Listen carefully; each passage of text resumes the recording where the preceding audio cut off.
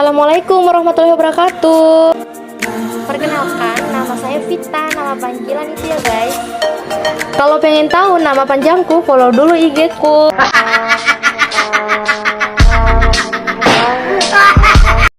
Oke, langsung saja. Bentar dulu. Kalian apa kabar? Kamu nanya?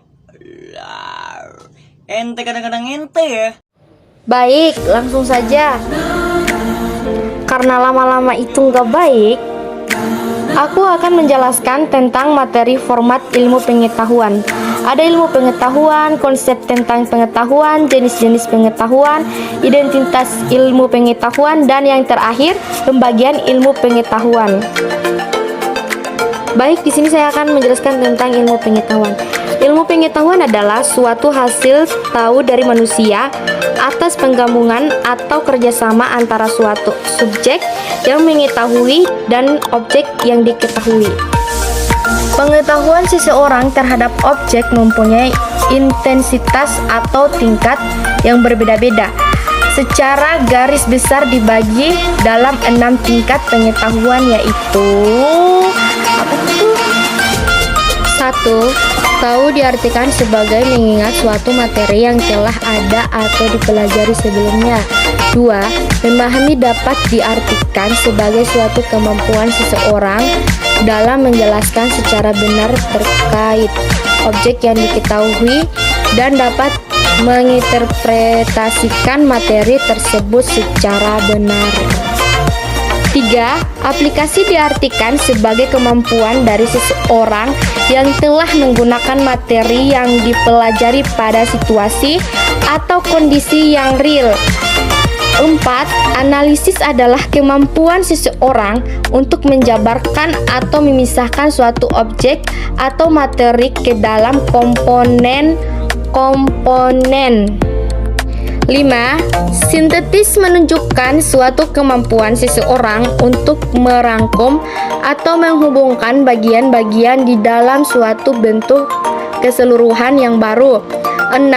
Evaluasi berkaitan dengan kemampuan seseorang untuk melakukan penilaian suatu objek tertentu. Oke, kita akan masuk ke penjelasan mengenai konsep tentang pengetahuan. Pengetahuan bukanlah sesuatu yang membebani kehidupan manusia, melainkan merupakan hal yang berharga bagi kehidupan manusia. Pengetahuan memberikan penjelasan dan kejelasan pada manusia berkenaan dengan alam semesta dan isinya, serta kehidupan manusia sendiri dari penjelasan yang bersifat deskriptif. Di sini juga ada jenis-jenis pengetahuan. Pengetahuan sehari-hari, pengetahuan ilmiah, pengetahuan filsafati.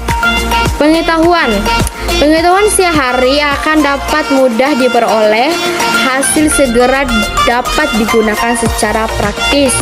Di sini juga ada pengetahuan ilmiah. Pengetahuan ilmiah diharapkan menghasilkan kebenaran pengetahuan yang dapat dipercayanya. Di sini juga ada pengetahuan filsafati. Pengetahuan filsafati diharapkan menghasilkan pengetahuan yang dapat dijadikan dasar dan arah pokok. Terakhir, kita akan menjelaskan tentang identitas dan pembagian ilmu pengetahuan.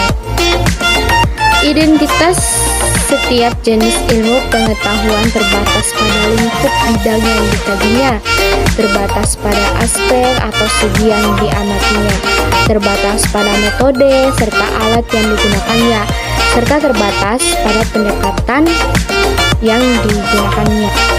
Pembagian ilmu pengetahuan.